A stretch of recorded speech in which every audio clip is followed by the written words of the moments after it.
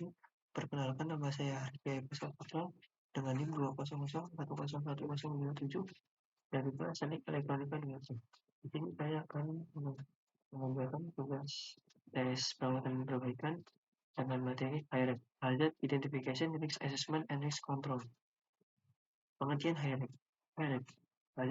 Hazard Identification, Risk Assessment, and Risk Control. HIREC merupakan sebuah metode dalam mencegah atau meminimalisir kecelakaan kerja. HIREC merupakan metode yang dimulai dari menentukan jenis kegiatan kerja yang kemudian diidentifikasi sumber bahayanya sehingga didapatkan risikonya. Pentingnya HIREC bagi perusahaan. Kesehatan dan keselamatan kerja. Ketiga, pada intinya ialah suatu program yang bertujuan melindungi kestabilan jalannya usaha. Di luar itu, karenanya ada kesehatan dan keselamatan kerja biaya untuk membiayai karyawan yang sakit akan mengalami penurunan karena kesehatan dan keselamatan kerja terbangun. Rencana basic tentang keselamatan dan kesehatan kerja menyangkut dua hal, yakni 1. Tingkah laku yang tidak aman dan keadaan lingkungan yang tidak aman. Berdasar pada data dari Biro Kursus Tenaga Kerja tahun 2010, penyebabnya kecelakaan yang pernah terjadi hingga saat ini yaitu disebabkan oleh tingkah laku yang tidak aman seperti berikut. 1. Sembrono dan tidak hati-hati. 2. Tidak mematuhi ketentuan. 3. Tidak mengikuti standar prosedur kerja. 4. Tidak memakai alat pelindung diri atau APD. Yang kelima, keadaan tubuh yang lemah. Tujuan HIREC. Tujuan identifikasi bahaya, penilaian risiko, dan pengendalian risiko atau hazard identification, risk assessment, and risk control HIREC, yaitu menghindari terjadinya kecelakaan. Cara efisien untuk menghindari terjadinya kecelakaan harus diambil aksi yang tepat pada tenaga kerja dan peralatan, agar tenaga kerja memiliki rencana keselamatan dan kesehatan kerja. Prosedur ini dibuat untuk memberi tips dalam melakukan identifikasi bahaya dan penilaian kemungkinan pada kesehatan dan keselamatan kerja, baik karyawan ataupun pihak-pihak luar yang berkaitan dalam aktivitas perusahaan dan memastikan pengendalian yang sesuai. Hal semacam ini dilakukan untuk membuat perlindungan kesehatan tenaga kerja, meningkatkan efisiensi kerja, menghindari terjadinya kecelakaan kerja, dan penyakit akibat kerja. Beragam arah keselamatan dan kesehatan kerja, yakni 1. Menghadapi kehadiran aspek penyebabnya bahaya dan melakukan pencegahan sebelumnya. 2. Mengerti beberapa jenis bahaya yang ada di tempat kerja. 3. Mengevaluasi tingkat bahaya di tempat kerja. 4.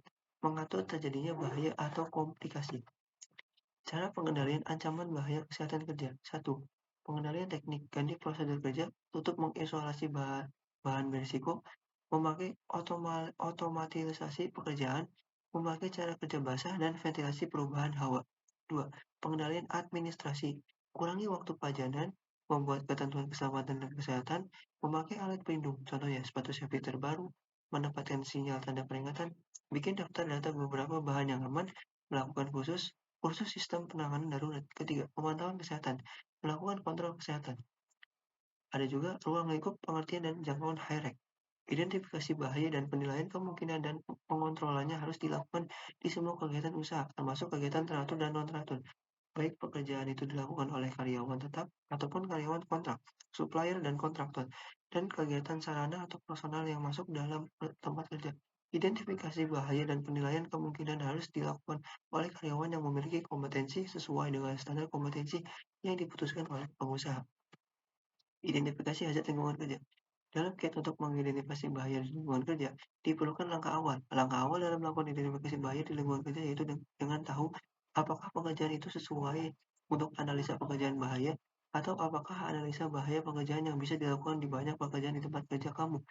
Prioritas harus diperuntukkan ke tipe pekerjaan seperti berikut. 1. Pekerjaan berhubungan dengan cedera atau sakit tingkat paling tinggi. 2. Pekerjaan punya potensi mengakibatkan luka kronis atau menonaktifkan sel atau organ badan atau sakit. 3. Pekerjaan sangat memiliki risiko di mana satu kekeliruan manusia dengan cara simpel dapat menyebabkan kecelakaan kronis atau cedera. 4. Pekerjaan yang baru dengan sistem dan ketentuan yang tidak sama dengan pekerjaan yang lama. 5. Pekerjaan yang cukup kompleks memerlukan instruksi tercatat. Analisa pada HIREC. Beberapa tipe pekerjaan di atas harus diketahui terlebih dahulu oleh pemilik usaha, terutama untuk pekerjaan sebelumnya. Lakukan pekerjaan setelah tahu status pekerjaan kamu. Lalu kerjakan analisa dengan cara-cara seperti berikut ini. Melibatkan pekerja. Hal semacam ini sangat penting untuk melibatkan pekerja dalam sistem analisa bahaya.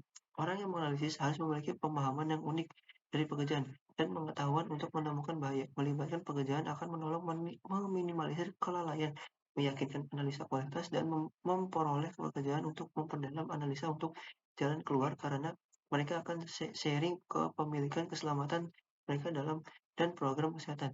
Review histori kecelakaan kerja. Review dilakukan dengan lihat data peristiwa kecelakaan kerja dalam suatu usaha.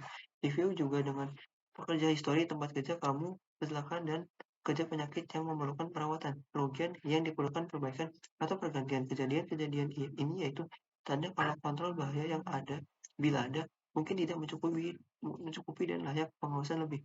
Keempat, mendaftar peringkat dan prioritas untuk pekerjaan yang berisiko. Daftar pekerjaan dengan bahaya menyebabkan risiko yang tidak dapat diterima. Berdasar pada mereka yang paling mungkin terjadi dan dengan konsekuensi paling kronis, pekerjaan ini harus dari prioritas pertama untuk dianalisa. Penyebab kecelakaan kerja.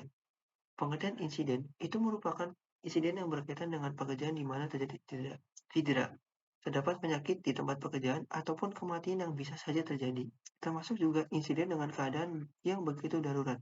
Sementara, pengertian kecelakaan kerja itu merupakan insiden yang dapat menyebabkan cedera dan juga bisa terjadi kematian. Penyebab kecelakaan kerja itu ada dua faktor. Yang pertama karena faktor lingkungan. A. Lokasi kerja.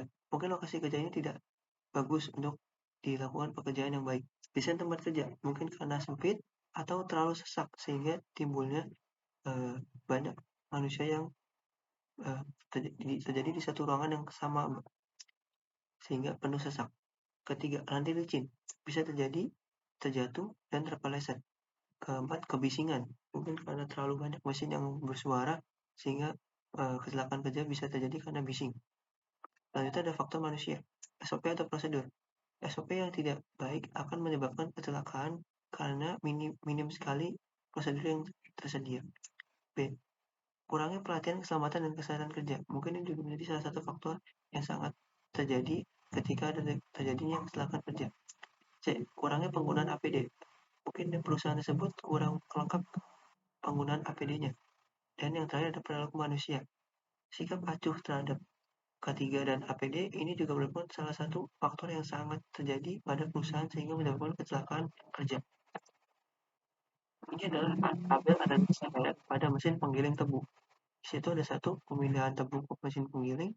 Bahayanya pekerja dapat tertimpa tebu dan kering. Efeknya luka ringan pada pekerja memar. Harusnya dilakukan pelatihan keamanan kerja.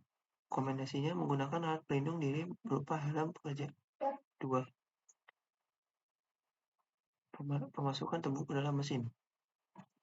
Menggunakan masker dan kacamata. Penggilingan tebu. Diberikan penyangga besi lebih banyak dan jaring kawat. Pemanasan nira ke dalam tabung. Diberikan pengecekan indikator suhu. Penguapan nira. Diberikan perbaikan pipa dan dilakukan maintenance berkala. Pengecekan nira. Diberikan pembuatan saluran langsung ke keran pembuatan air modern.